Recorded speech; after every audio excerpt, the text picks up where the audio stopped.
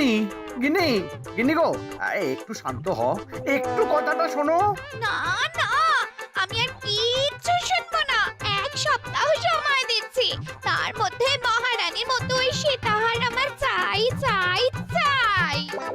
আহ, কিন্তু গিন্নি ওটার যে অনেক দাম, আমার কি আর মহারাজের মতো অত টাকা আছে বলো? এই শোনো, তোমার কি আছে আর কি নেই তা আমার খুব ভালো করে জানা আছে, বুঝলে? কিন্তু গিন্নি, একটা কথা কান খুলে শুনে রাখো, এবারে যদি তুমি ওই সীতাহার আমাকে গড়িয়ে না দাও, আমি তাহলে চিরদিনের মতো বাপের বাড়ি চলে যাব। এই এই আমি বলে দিলাম। আচ্ছা ফাঁপড়ে পড়লাম আমি, কি যে করি। দূর, আর ভালো লাগে না।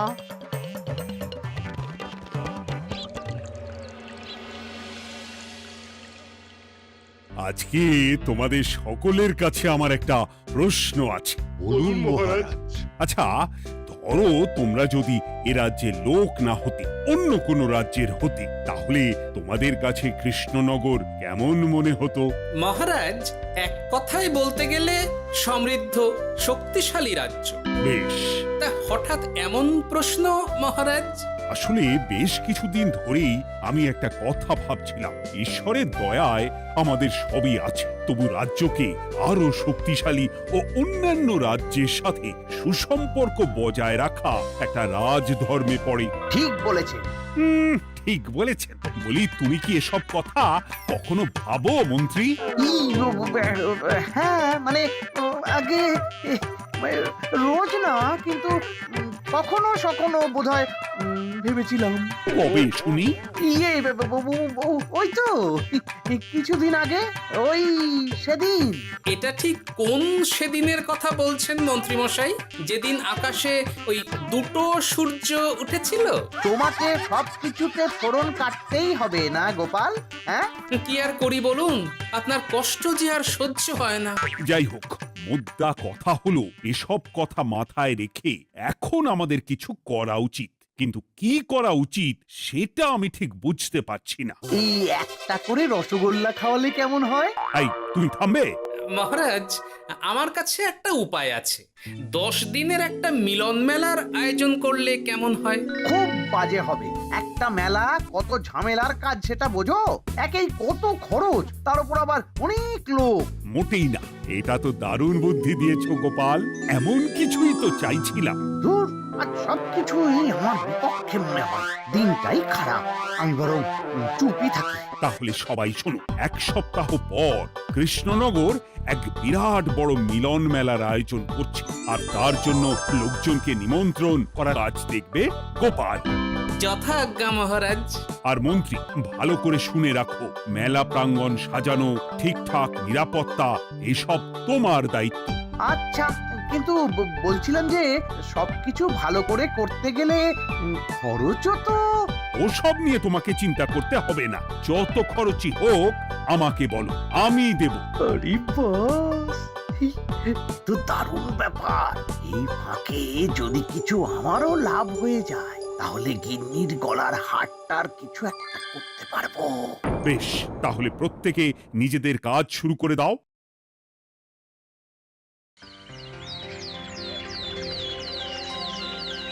শোনো শোনো শোনো, 1 সপ্তাহ পর কৃষ্ণনগর মেলা প্রাঙ্গণে অনুষ্ঠিত হতে চলেছে 10 দিন ব্যাপী মিলন মেলা। সকল গ্রামবাসীকে এই মেলায় আসার জন্য আমন্ত্রণ জানানো হচ্ছে। শোনো শোনো শোনো।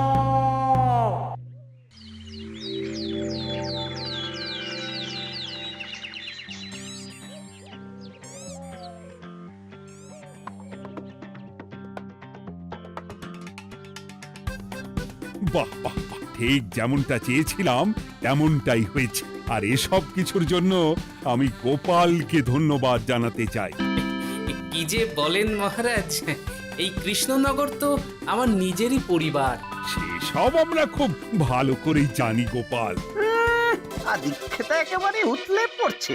এসব দেখে গা জ্বলিয়ে যায়। তোমার এই এত ভালো বুদ্ধি দেওয়ার জন্য আমি তোমাকে 50টি স্বর্ণমোহর উপহার দিতে চাই। এটা কি হলো? এরকম হলে কিন্তু আমি খেলবো না। কেন মন্ত্রী, তোমার আবার কি হলো? আমিও তো মেলার আয়োজন করেছি, তাহলে গোপাল একা কেন উপহার পাবে? সে তো মেলার জন্য অনেকেই কাজ করেছে, কিন্তু আসল বুদ্ধিটা তো দিয়েছে গোপালই। মন্ত্রী মশাইয়ের বোধহয় খুব হিংসা হচ্ছে। ঠিক আছে মহারাজ, আপনি বরং এই উপহার সকলের সাথে ভাগ করে দিন। না গো, কোনো ভাগ চাই না। তোমার উপহার তুমিই রাখো। যত সব।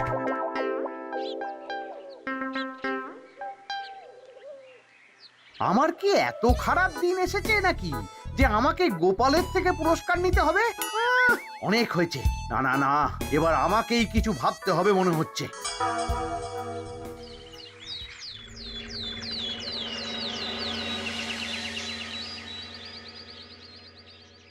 আমার আমার সব শেষ হয়ে গেল গো, সব শেষ হয়ে গেল। এবার এবার আমার কি হবে?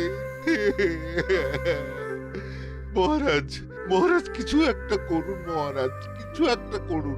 চিন্তা করো না, আমি দেখছি। যারা দোষী তারা শাস্তি পাবেই। কি শুরু হলো বলো তো হঠাৎ করে? এত বড় বড় চুরি ডাকাতি হয়ে গেল, অথচ কেউ কোনো টেরই পেল না। হ্যাঁ মহারাজ, আসলে রাতের বেলা যখন সবাই ঘুমিয়ে থাকে তখন এই চুরি ডাকাতিগুলো হয়, তাই কেউ কোনো শব্দ পায় না। ভালো করে অনুসন্ধান করো, যে বা যারা এই কাজ করছে তাদের যত তাড়াতাড়ি সম্ভব ধরে ফেলতে হবে, নইলে তো আমাদের প্রজাদের অনেক ক্ষতি হয়ে যাচ্ছে। হ্যাঁ মহারাজ, আপনি কোনো চিন্তা করবেন না। কোথায় আনন্দ করে সব প্রজারা মেলা ঘুরবে তা নয়, আবার এই উটকো ঝামেলা। একটা কথা বলছি, কিছু মনে করবেন না। আসলে এই ঝামেলার কারণ হলো গোপাল। আমি ঠিক জানতাম কোনো না কোনো ভাবে আপনি আমাকে দোষ দেবেন। সত্যি তো, এসবের সাথে গোপালের কি সম্পর্ক? ওরই তো সম্পর্ক আছে মহারাজ। মেলা শুরু হলো আর তার সাথে চুরি ডাকাতিও। আর যদি গোপাল মেলার বুদ্ধিটা না দিত তাহলে রাজ্যে এত চুরি ডাকাতিও বাড়তো না। মানছি মন্ত্রী মশাই, মেলার বুদ্ধিটা আমার, কিন্তু মেলার নিরাপত্তা রক্ষা তো আপনার দায়িত্ব ছিল। যদি মেলা থেকেই এই ঝামেলা শুরু হয় তাহলে তো আপনার কাজেও ফাঁক আছে। মুখ সামলে কথা বলো গোপাল। আহ, তোমরা একটু থামবে? এখন নিজেদের মধ্যে ঝামেলা করার সময় নয়। সবাইকে একসাথে কাজ করে আসল চোর ডাকাতদের ধরতে হবে, তারপর বোঝা যাবে কার দোষ ছিল আর কার নয়। আগে মহারাজ।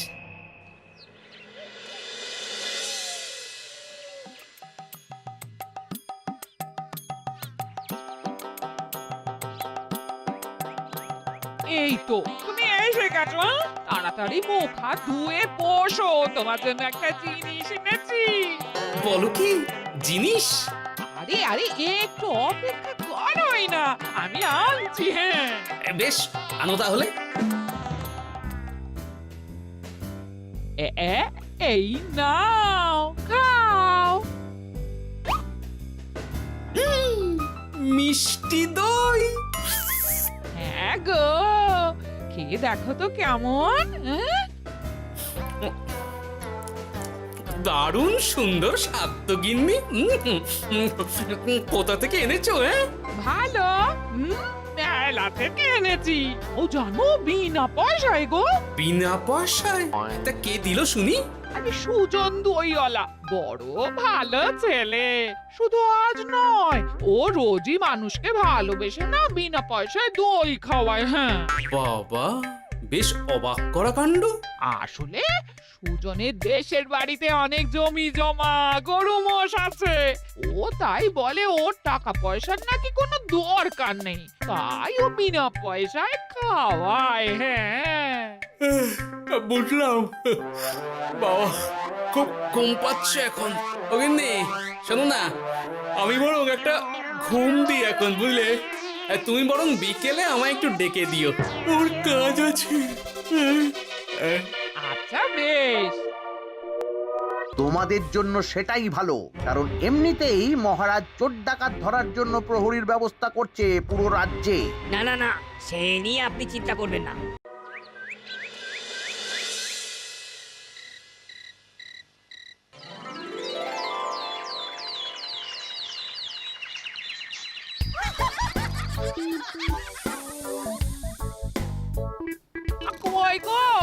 করে আর কতক্ষণ ঘুমোবে? সকাল তো হয়ে গেল। সে কি গিন্নি, সকাল? তোমাকে যে আমি কতবার বললাম আমাকে বিকেলে ডেকে দেবে। তা বলি কবেকার বিকেল? গতকালে না আজকে? তা তোমার বুদ্ধিতে কি বলে গিন্নি? আর বুদ্ধি নিয়ে কথা বলো, আগে নিজের ঘুমকে দেখো। গতকাল বিকেল থেকে ডেকে ডেকে গলা ব্যথা হয়ে গেল, কিন্তু ওনার ঘুম আর ভাঙে না। হতেই পারে না। পারে না?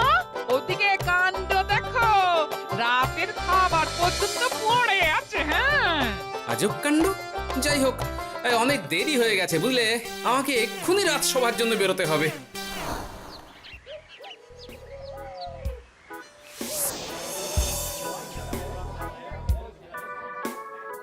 বাবা, এত ভিড় কি আছে এখানে? একটু কাছে গিয়ে দেখি তো। সত্যি সত্যি ভাই সুজন, তোমার হাতে জাদু আছে। এত সুন্দর মিষ্টি দই, এ স্বাদ ভোলার নয় ভাই। আচ্ছা, তাহলে এই হলো সুজন দইওয়ালা। ভালো মিষ্টি দই আছে, নেবে নাকি গো? পয়সা লাগবে না। জানি তো, সত্যি দারুণ স্বাদ এই দইয়ের। আমি খেয়েছি তো। তবে আজ নেব না গো, কাল এসে নিয়ে যাব। আচ্ছা আচ্ছা আচ্ছা।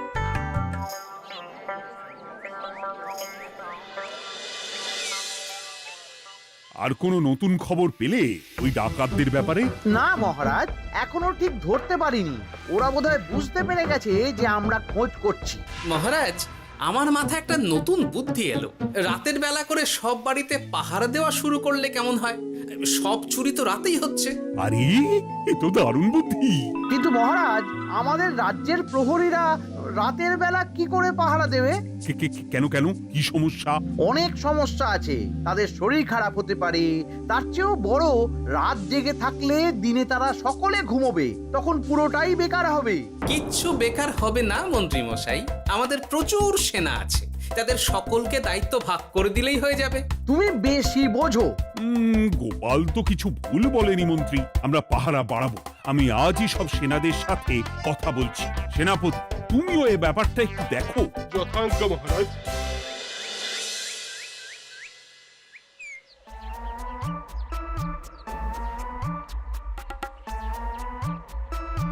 চোর ডাকাতদের ধরার জন্য যদি একটা সূত্রের হদিশ পাওয়া যায় তাহলেই কেল্লা ফতে, কিন্তু সেটাই পাওয়া যাচ্ছে না বলেই এত সময় লাগছে। আরে, ওটা মন্ত্রী মশাই মনে হচ্ছে না? আড়ালে দাঁড়িয়ে এরকম কার সাথে কথা বলছে? এবার আমি যা বলছি ভালো করে শোনো। আজ রাতে মেলার পিছনের দিকে যে মাঠটা আছে সেখানে চলে এসো। বাকি কথা ওখানেই হবে। এই জায়গা নিরাপদ নয়। বেশ রহস্যজনক ব্যাপার। মেলার পিছনের মাঠ বলল না? রাতে আমাকেও দেখতে হবে কি হয় সেখানে।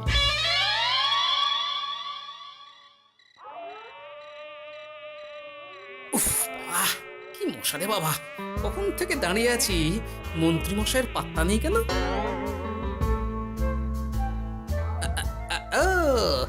এই তো চলে এসেছে। এই যে আমার সোনার হাটটা কই? হ্যাঁ, পই পই করে বলেছিলাম আমার ওটা চাই। আগে কি আর বলি বলুন তো, ওই হারটা আমাদের দলের প্রধানের খুব পছন্দ হয়ে গেছে, তাই কোনোভাবেই ওটা দিতে পারলাম না। কি এত বড় সাহস! আমার বলার পরেও তুমি এরকম করলে?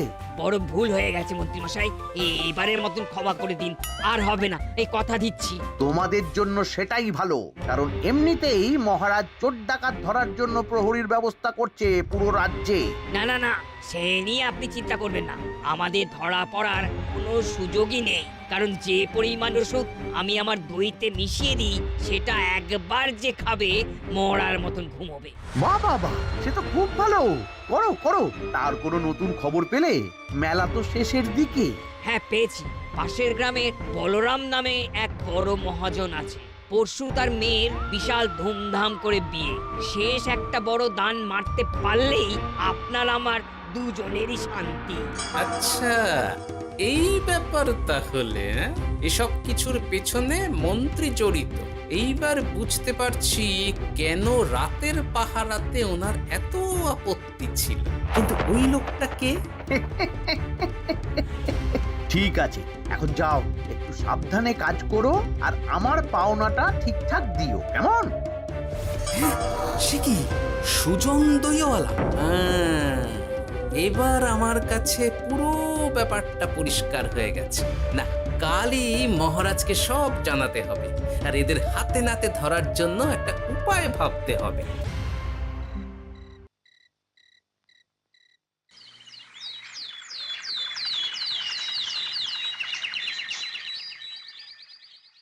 আরে এসো এসো, তোমার জন্যই তো অপেক্ষা করছিলাম। কি এমন জরুরি কথা আছে যে একান্তে দেখা করতে চাইলে? কোন মুখে বলি মহারাজ, সর্ষের মধ্যেই যখন ভূত তখন আর কি। মানে একটু খুলে বলো তো কি হয়েছে? আমাদের রাজ্যের এই এত বড় বড় চুরি ডাকাতির পিছনে কারা আছে সেটা আমি জানতে পেরে গেছি মহারাজ। হ্যাঁ, এ তো দারুণ খবর। তাহলে আমরা এখানে কি করছি? এখনই তাদেরকে গিয়ে বন্দি করি?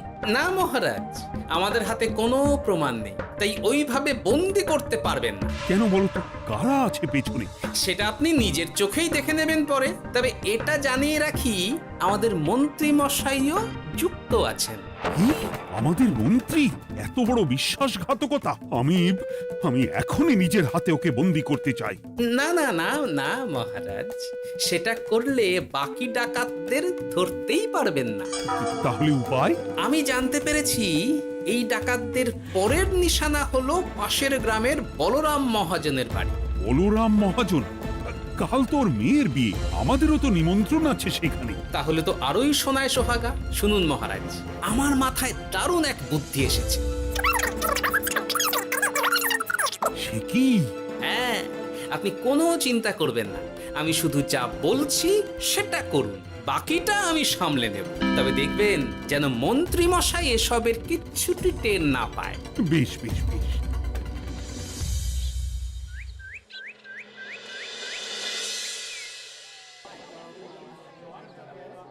আর তো কিছুক্ষণ, এরপরেই তো সন্ধে নামবে। তো তোমার সবকিছু তৈরি তো? হ্যাঁ মহারাজ। আরে মহারাজ আর গোপাল কানে কানে এত কি কথা বলছে, আমাকেও জানতে হবে সেটা। ওই যে আসছে মরকটটা, আমার আর ওকে এক মুহূর্ত সহ্য হচ্ছে না। মনে হচ্ছে গুদুম গুদুম করে ওর মাথায় গাঁটটা মারি।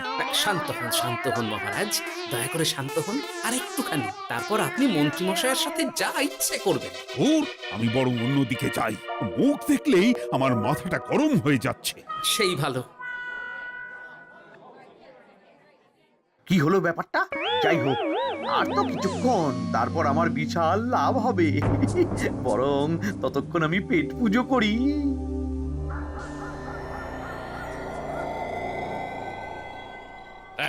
যা যা দামি জিনিস আছে সব দিয়ে দে। এই তো খেলা শুরু। এবার আর আমায় পায় কে? ও বাবা, এরা আবার কারা?